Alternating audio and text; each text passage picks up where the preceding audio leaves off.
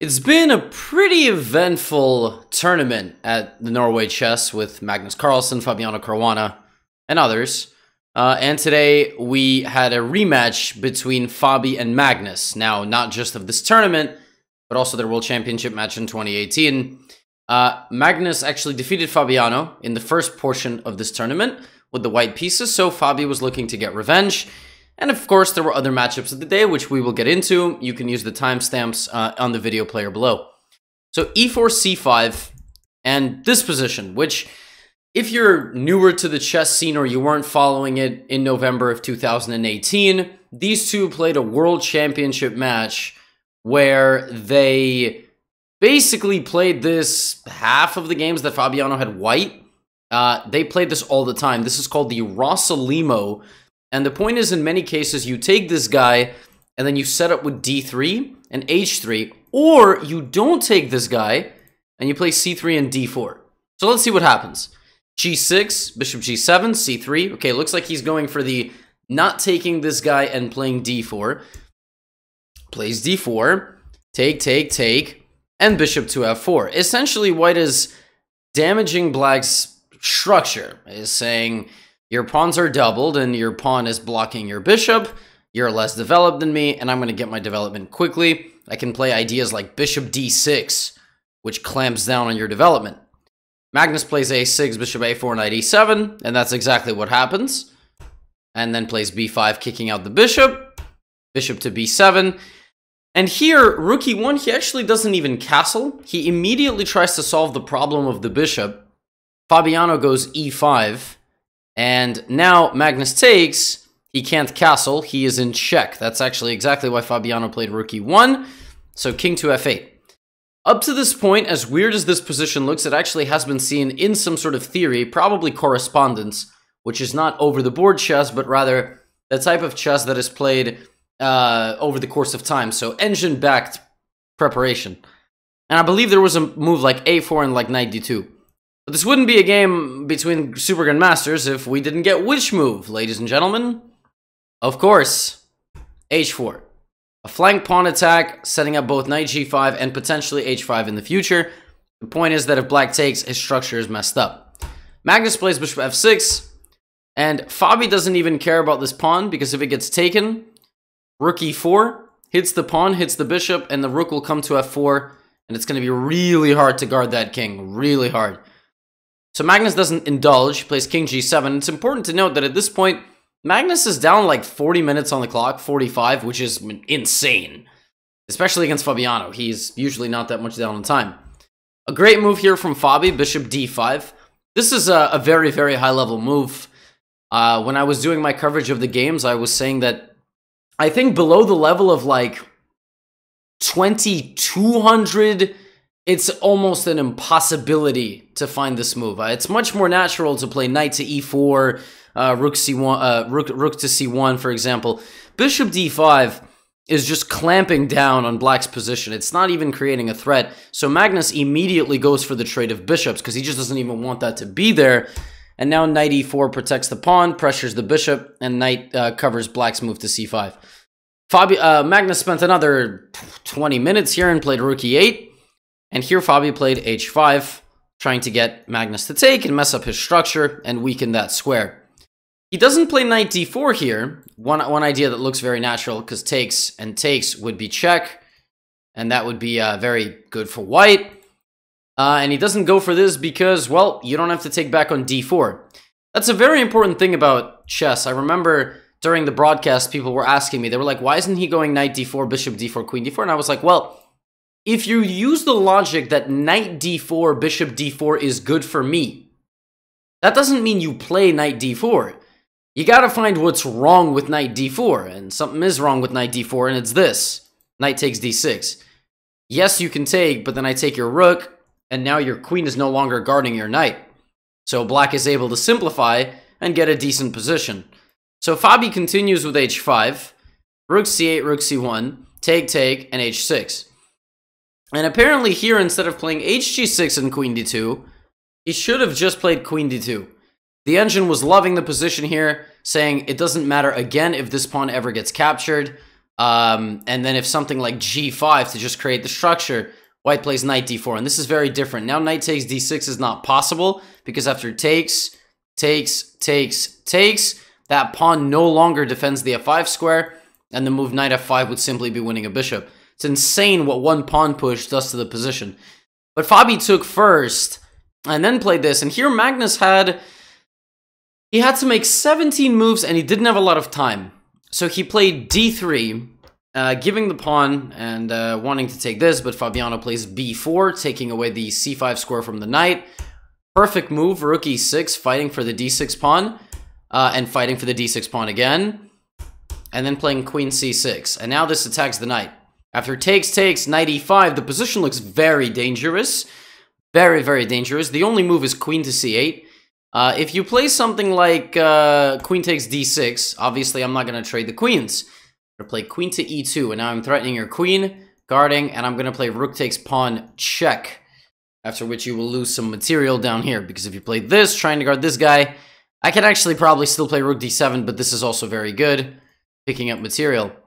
So Fabi has Magnus really on the ropes here. And Magnus doesn't have a lot of time. He's got 6 or 7 minutes to make 11 moves. And even if he does make those 11 moves, he starts only gaining 10 seconds. Well, queen d5, rook e6. Beautiful move. Solidifying everything. Pressure this, and you want to go knight d6. He didn't take because queen f7 would have been devastating. Then he slides his king out of this diagonal, so there's no more checks on it. Then he plays queen f8, solidifying the dark squares, and also attacking this pawn on d6. Fabi goes in, and Magnus takes the pawn. Rook e1, knight d8, knight to e5, and Magnus, again, very sharp here. Plays a move with like 2 minutes on the clock, directly walking into a discovered attack, but there's nothing that Fabi can do. Apparently, Fabi had to go knight d3, but still, there is rook to e6, and it's nothing. I mean, he just has nothing. In the game, we got knight f3, and the players just shuffled back and forth. At this point, actually, the machine was trying to say that after knight e6, black can play this position for a win, which, whatever. But the reason why Magnus repeated is he was under pressure the entire game, and he didn't see a clear way forward. Plus, he had less than 1 minute on the clock, so playing this would have been terribly unpleasant. And so we go to an Armageddon. 10 minutes for white, 7 minutes for black. No bonus time until the 40th move, and this time Magnus goes for a Berlin, a mainline Berlin. This is called the Rio Berlin. Rook e1, taking on e5, and then the bishop comes back to f1. Fabiano wants to set up the pieces for the next game. I made that joke in the last video with Duda. You guys seem to like it, but this is actually theory. And then Fabi, like, started mixing it up. So he played c4, which normally doesn't happen. Normally white plays d4. So he played c4 and b3. And then when his rook got attacked, he didn't see it. No, he did see it. He just sacrificed it. Said, Magnus, you go ahead. Take this guy. Magnus said, nah, I'm good. And Fabi said, no, Magnus, I insist. c5. Magnus said, no, I'm good. And he said, no, I insist. And Magnus said, no, I'm fine. I would like to just take the bishop. Okay, but now I'll take. Fine. And the reason why he did this and why he gave up the rook with rook to e6, he could have played something like rook f6 and gotten attacked with the knight. The reason why he gave the rook up is because he's got no losing chances. And he didn't lose. Spoiler alert. Sorry. Fabi pushed, but this is not what you want to do against Magnus Carlsen, even with a time advantage. Again, h4 and lurking on this side of the board. But Magnus defends very well. Solidifies his pieces. Doesn't take the bait of the pawn. A lot of beginners do forget that their pieces used to protect certain squares. But we are talking about Magnus Carlsen here. Queen g4. Good central pawn break. Fabi pins the pawn to the queen, looking for extra pressure. But Magnus just unbeatable. Even though Fabiano is pressuring him on both sides here. Rook d5 solidifies everything. Pressures the knight. Rook c3 going for some sort of attack. He's not shook. f5 counterattacks the queen, defends, and then Magnus finds the easiest way out. He just gets it into a queen and rook endgame, which he's fully capable of not losing. And at this point, they're in the 40th move, so they do also have some bonus time. And a short while later, after a trade of rooks, Magnus Carlsen in this position, I believe he won is the official result, which means Fabiano resigned, but it doesn't matter. Fabiano could have offered a draw. This position is not lost. It's actually a drawn endgame, but because it's an unrated game, just to determine the standings of the tournament, Fabi just resigned. He's like, I've had enough. I wasn't able to win the Armageddon. So an impressive victory again for Magnus. The last one came in Classical. This one comes in Armageddon. Survives. And that's why he's on the thumbnail. Now let's take a look at the only matchup of the round, which was decided in Classical. So they did not have an Armageddon. And I believe that's here. The matchup between Jan-Krzysztof Duda and free-falling Aryan Tari. I feel bad for Aryan, but he is outmatched. I mean, there's no way around it. He's a really, really good player. He's the second best player in all of Norway, but he's outmatched. I mean, the guy closest to him is like 100 points away from him or something. I mean, I think Aryan's like 26-30. I could have that mistaken. So Aryan's got the black pieces, and we have a Ruy Lopez. So a6, bishop a4, and of course, Aryan Tari plays f5. Which is extremely rare at this level. Like, so rare. First of all, if you want to go f5 in the Ruy Lopez, I highly recommend that you do it here. Highly recommend. The Schliemann, at the time of recording this video is not yet out on my YouTube channel, but if you are watching in the future, this video definitely will be out on my channel. I played a match with the black pieces against Nemo, where I played the Ruy Lopez with black, and I played a lot of Schliemann's. And by a lot, I mean like 2 or 3. But f5 is a really good move. And the point is that you want a position where long-term you're going to castle and have the open f-file. But Duda doesn't have any of that. He just shreds open the center. And in general, when the opponent weakens their king so early, you should break with pawns in the center of the board. And that's what he does.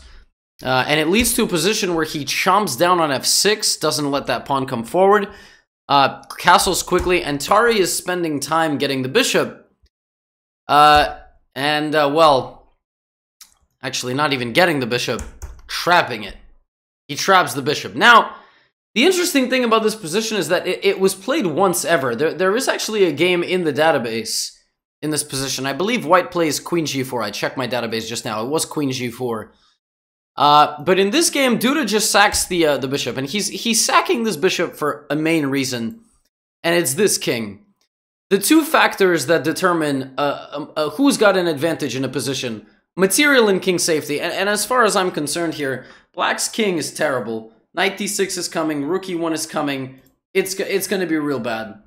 So queen b6, knight d5. Now, the most insane thing about this position is that according to my computer, I analyzed this after the game at depth 50. Because when, I'm an international master, so when I'm preparing for tournaments and looking at openings, I have an engine that's very powerful. It's more powerful than a lot of these browser engines. And it's saying that in this position, after queen c6, knight e3, knight e7, black is fine. And maybe that's what Tari had in his notes, but he forgot it. And he traded on d5 instead, and this just leads to a much worse position. That bishop did not have to get traded. And again, this is not getting taken because it's too dangerous for black to play like this. If black plays like this and you play something like rook e1, black's in a lot of trouble. Black just can't develop. Knight d6 is coming, bishop g5 is coming, and despite being a piece up, it's lost. It's just lost. So he plays like this, but this exchange still happens, and even here, Tari should have played king f7, because what happens in the game is that you are forced to lose this, and you castle. You're forced to lose it, because if you move it, I play rook e1, and you lose. Alright, so I have this. If knight to e4, probably I just take on g7, or I can even play queen f3. You have queen f3, queen g7. Actually, queen g7 there might be... Oh, queen g7 there's long castles, actually. So it has to be queen f3. Yeah, that's why I should do my notes for the videos before I actually film anything. So queen f3 would be winning here with unstoppable pressure on the horsey.